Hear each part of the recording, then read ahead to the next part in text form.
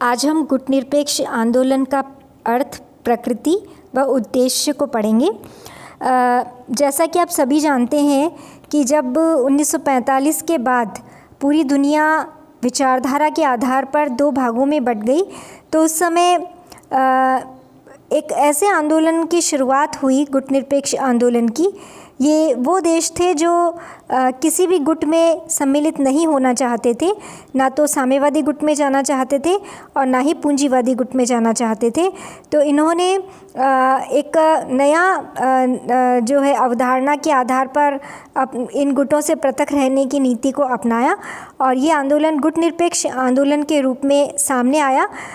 हालांकि इसकी जो पूरी रूपरेखा है या जो सब चीज़ें हैं वो 1950 से पहले ही शेप लेने लगी थी, लेकिन इसका शुरू में इसके केवल 25 देश सदस्य थे।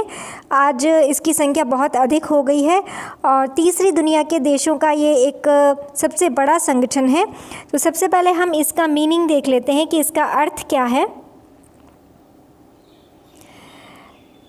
जब हम गुटनिरपेक्ष आंदोलन के अर्थ को देखते हैं तो यहाँ पे किसी भी गुट में सम्मिलित नहीं होना किसी भी देश का, ये एक इसका नेगेटिव मीनिंग है। इस चार्ट को आप ध्यान से देखिए, इसके अंदर गुटनिरपेक्ष आंदोलन का एक नकारात्मक अर्थ लिखा हुआ है साइड में और दूसरी तरफ गुटनिरपेक्ष आंदोलन का एक जो है सकारात्मक अर्थ ये लिखा हुआ है।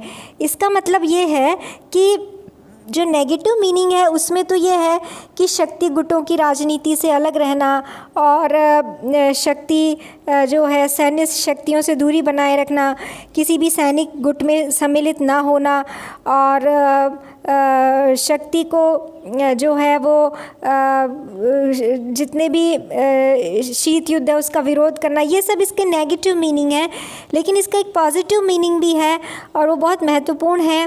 वो ये है कि स्वतंत्र विदेश नीति को अपनाना। कई सारे इसके मीनिंग्स निकलते हैं, लेकिन उनमें जो सबसे महत्वपूर्ण अर्थ है वो ये है कि कोई भी देश जब न्याय और लोकतंत्र पर आधारित अपनी स्वतंत्र विदेश नीति को अपनाता है, कोई किसी के दबाव में नहीं आता और अपनी विदेश नीति को अपनाता है, तो वो सही मायनों में गुटनिरपेक्ष देश माना जाता है। ये इसका एक बहुत ही पॉजिटिव अर्थ है। और इसके साथ ही इसके कई जो है वो आयाम निकलते हैं, सामने आते हैं। विकास के लिए आपस में सहयोग करना और शांतिपूर्ण सह अस्तित्व को बनाए रखना, साम्राज्यवाद, उपनिवेशवाद, इन सब का विरोध करना, तो ये इसके एक पॉजिटिव अर्थ में है। तो कहने का तात्पर्य ये है कि गुटनिरपेक्ष जो आंदोलन है वो केवल एक नकारात्मक अर्थ को लिए हुए ही नहीं है कि ऐसा हो कि वो अमेरिकी ब्लॉक और सोवियत संघ के जो ब्लॉक उनसे पर्याप्त दूरी रखे, शीत युद्ध से दूर रहे। केवल इसका मतलब यही नहीं है, बल्कि इसका एक सकारात्मक अर्थ भी है और वो सकारात्मक अर्थ ये है कि वो जो है अपनी स्वतंत्र विदेश नीति को अपनाए कोई भी देश और साथ में वो शांतिपूर्ण सह अस्तित्व के आधार पर अपना विकास करे, अंतर्राष्ट्रीय स्तर पर जो है अपनी भूमिका का निर्वहन करे। तो ये गुटनिरपेक्ष आंदोलन का एक नेगेटिव और पॉजिटिव मीनिंग जो है ये इस स्लाइड में हमको देखने को मिला। इसके बाद अगर अपन देखें तो इसका जो मीनिंग है, जॉर्ज लिस्का ने इसका सबसे पहले प्रयोग किया था इस शब्द का। और यहाँ पे आप देखिए इसके जो है कुछ इसके अंदर आपको रिटन मटेरियल दिखाया गया है। इसके आधार पर आप ये देखने की कोशिश करें या ये समझने की कोशिश करें कि गुटनिरपेक्ष आंदोलन जो है वो इसका जो है 2/3 देश इसमें सम्मिलित हैं। इसका मुख्य लक्ष्य पॉलिसी ऑफ पीस है। जॉर्ज लिस्का ने सबसे पहले इसका प्रयोग किया इस शब्द का। और मेन चीज़ ये है कि उचित और अनुचित में भेद करना तथा क्या उचित है इसको सपोर्ट करना, ये गुटनिरपेक्ष आंदोलन की एक मेन थीम है। और आपने नाम सुना है पंचशील का, तो गुटनिरपेक्ष आंदोलन में पंचशील के जो 5 सिद्धांत हैं उनको भी सपोर्ट किया गया है कि शांतिपूर्ण से अस्तित्व बनाए रखना, किसी के आंतरिक मामलों में हस्तक्षेप ना करना, और ये पंचशील के जो भी सिद्धांत हैं वो इसमें समाहित हैं। इसके अलावा गुटबंदी में शामिल नहीं होना किसी भी प्रकार की, तो ये एक तरीके से राष्ट्रीय हित पर आधारित सक्रिय भागीदारी निभाने की नीति है, और इसके अंदर आर्थिक विकास को भी महत्व दिया गया है। ये अंतर्राष्ट्रीय संबंधों का एक बहुत ही महत्वपूर्ण और प्रभावशाली विकास है, पॉलिसी ऑफ पीस है। एक अर्थ में उस समय गुटनिरपेक्ष आंदोलन ने जो देश हैं उनको एक नई सोच दी, एक नई दिशा दी, जिससे कि वो अपने आप को जो गुट बने हुए हैं उनके बीच में अगर वो उनमें शामिल नहीं होना चाहते हैं तो भी वो अलग किस प्रकार से रह सकते हैं। तो ये नव स्वतंत्र देश जो थे 1945 के बाद, उनके लिए एक बहुत बड़ा कहना चाहिए एक बहुत बड़ा आंदोलन था, जिसने उन देशों को संबल दिया और मदद की।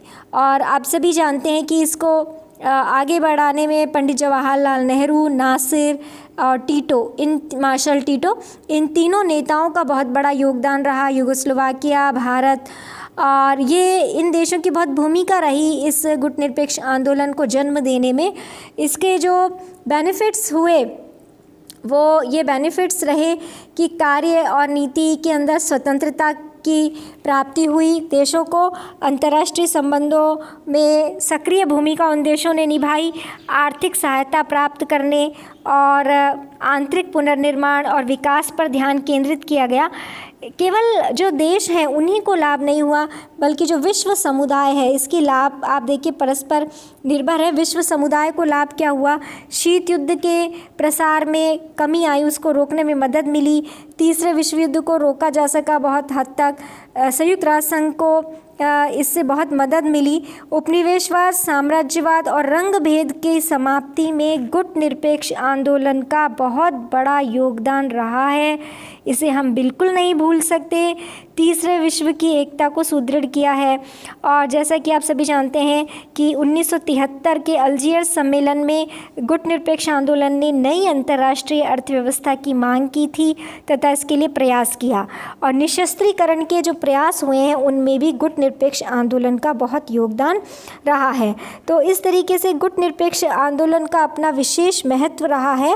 और अगर अपन देखें तो इतने महत्व के बावजूद भी इसकी कई आधारों पर आलोचना की जाती है, और आलोचना का जो मुख्य बिंदु है वो ये है कि ये एक आदर्शवादी नीति है, तुष्टीकरण पर आधारित नीति है, और इसके अंदर जो गुटनिरपेक्षता के देश हैं वो दोहरी भूमिका निभाते हैं। वो बाहर से तो दिखाते हैं कि हम किसी गुट में सम्मिलित नहीं हैं, लेकिन किसी न किसी प्रकार से वो अन्य गुटों में शामिल रहते हैं। जैसे अगर हम पाकिस्तान को लें तो पाकिस्तान एक गुटनिरपेक्ष देश के रूप में आता है, लेकिन वो हमेशा अमेरिका के गुट में सम्मिलित रहा है।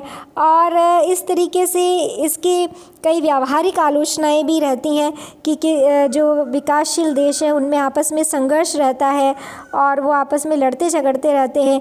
इसकी प्रासंगिकता को लेकर भी बहुत से प्रश्न चिन्ह खड़े होते हैं। इसकी प्रासंगिकता को लेकर हम एक अलग लेक्चर आपके साथ शेयर करेंगे, लेकिन इसके अंतर्गत जो इसकी सैद्धांतिक और जो कुछ व्यावहारिक आलोचनाएं हैं वो आप इसके अंदर से देख सकते हैं, और साथ में इसमें आपने इसके कुछ बेनिफिट्स भी देखे हैं। तो गुटनिरपेक्ष आंदोलन जो है वो बहुत बड़ा एक मंच है तृतीय विश्व के देशों को संगठित होने के लिए, और इस मंच ने शीत युद्ध के दौरान अपनी अहम भूमिका निभाई। नव स्वतंत्र देशों के लिए एक दिशा निर्देशक का कार्य इस मंच के द्वारा किया गया।